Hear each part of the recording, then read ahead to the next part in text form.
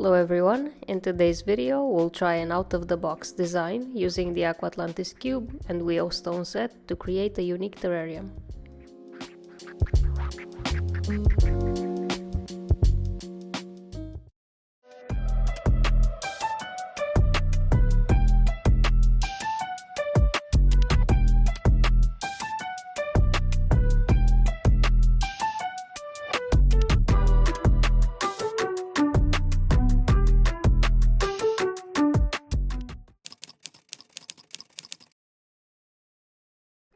For this terrarium, we chose a 33-liter cube because we wanted to create something bigger.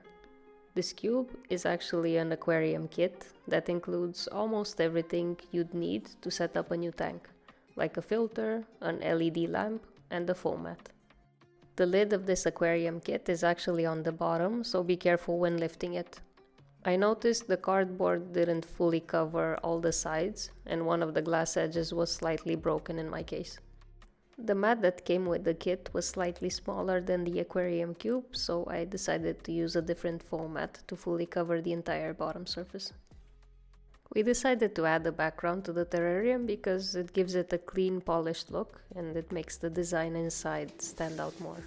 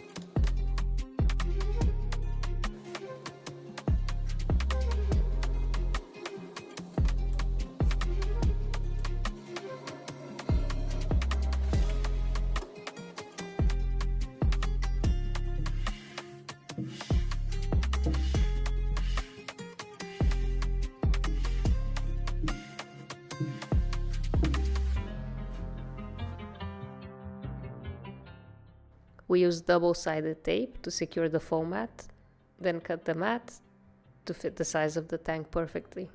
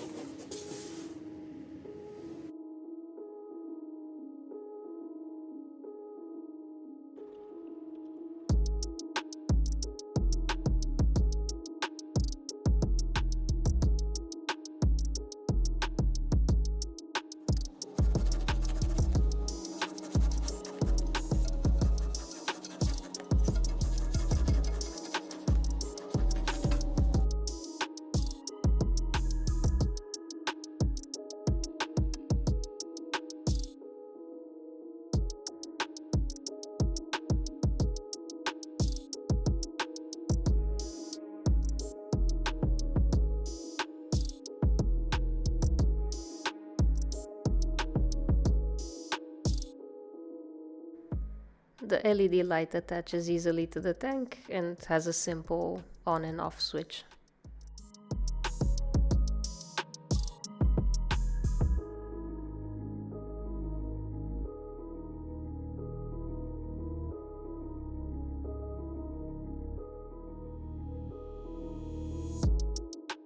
There's also a small bag included with instructions on how to attach these sliding pieces to the lid.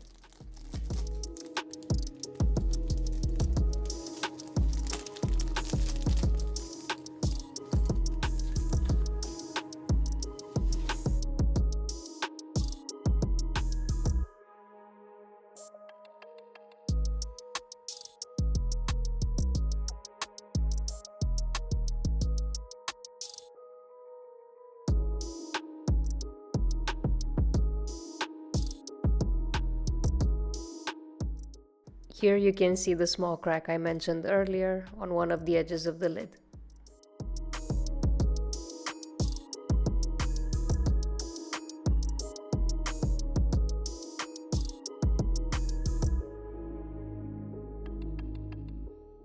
Since we are doing an out-of-the-box design, we decided to try out one of the WIO Stone Sets to see what we could create.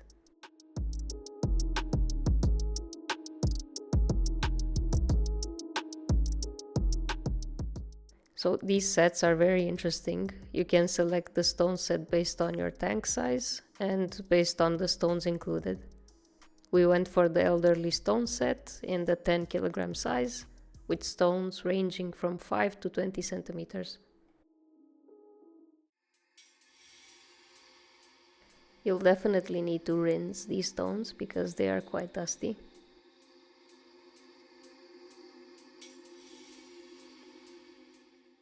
The fun thing about these sets is the element of surprise, since you don't get to handpick the stones.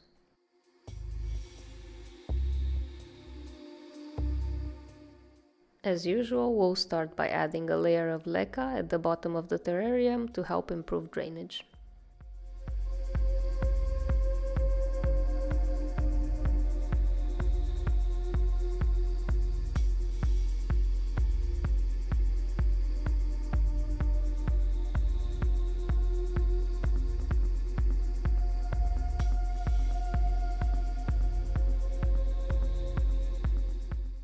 Next, we cut a piece of textile material and we placed it on top of the leca.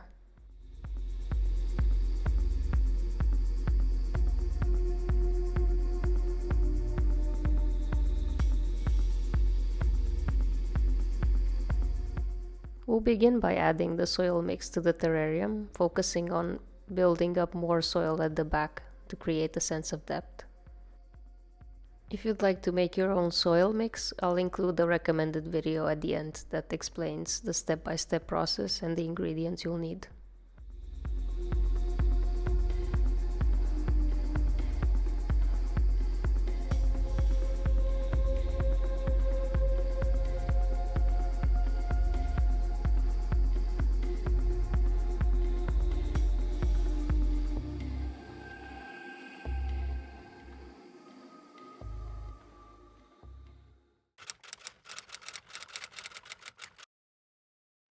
This was our first design attempt, and we're trying to avoid placing the rocks directly on the glass because they are very heavy and sharp, so we added a little bit of filter floss in between.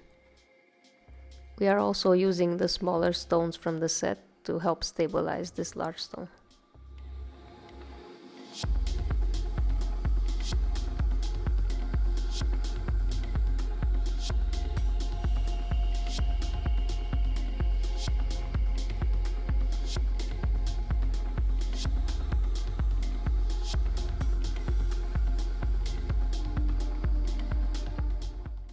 Something about this design felt off, so we decided to add some wood to the scape to see if it would improve the overall look.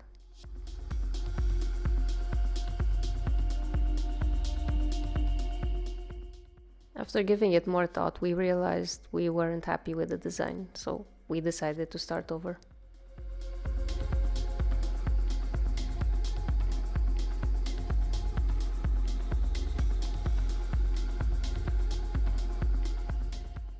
Since the goal was to create a sense of depth, we needed 2 large stones at the back of the terrarium. To secure the upright stone, I placed a medium-sized stone behind it.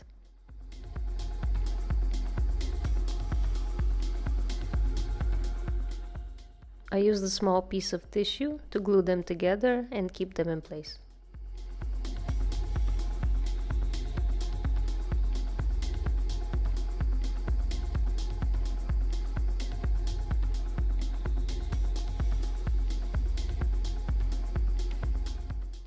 In terms of glue, I'm using a liquid adhesive, which is generally used for aquascaping.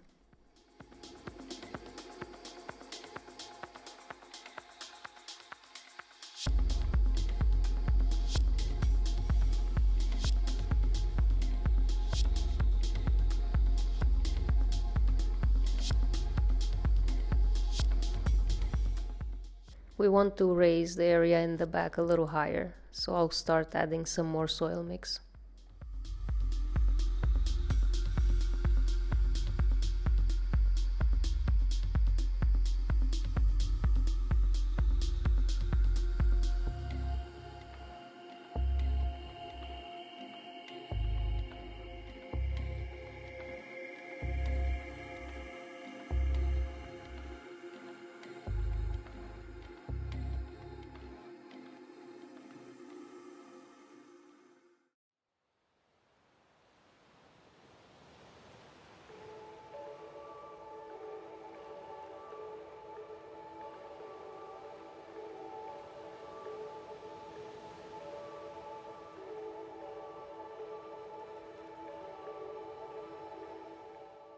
After adjusting the medium-sized stones a few times, we finally found the hardscape design we were happy with. The next step was to create a pathway between the stones, aiming for a slight zigzag pattern.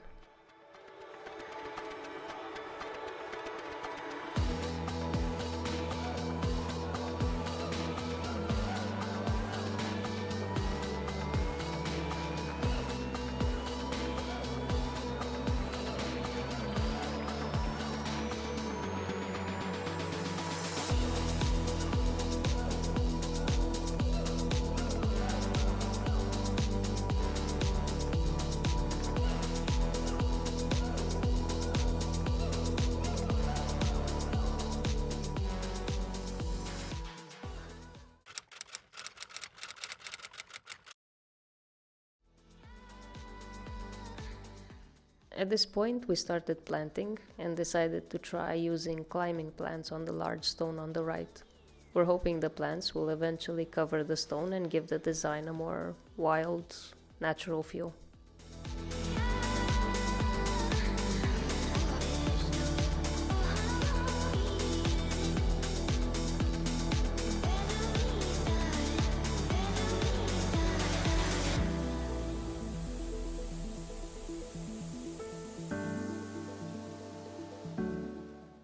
I had some Fittonia and Peperomia plants left over from a previous terrarium project, so I decided to plant those along the pathway.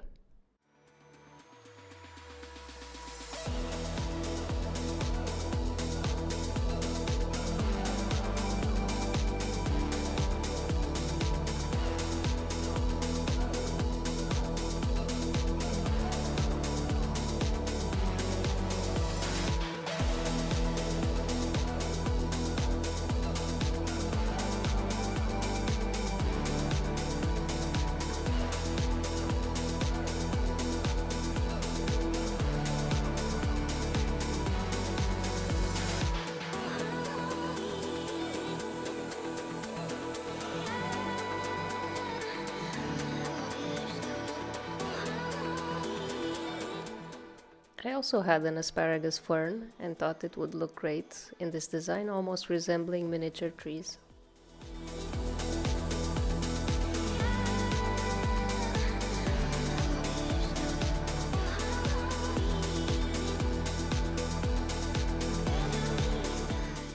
Next step is to water the terrarium. Just be sure to use dechlorinated water.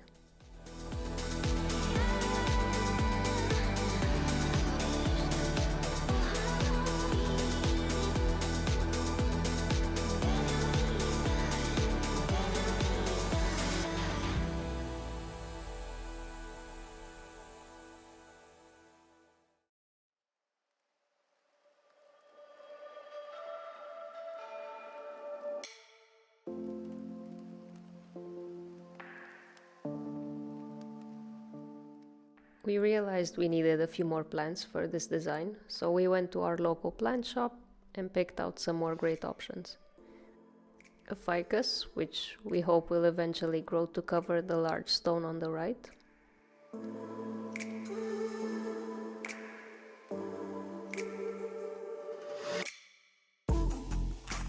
We bought another Peperomia plant.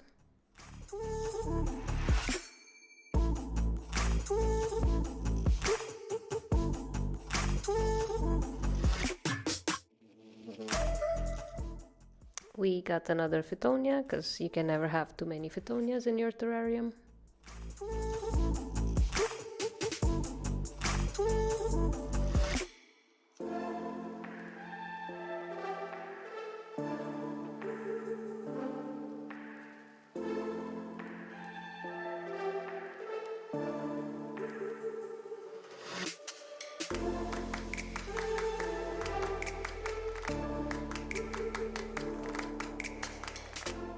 We also found this amazing plant called Selaginella, and there seems to be a debate about this plant in the sense that it's not a moss and it's not a fern, but it has similarities to both.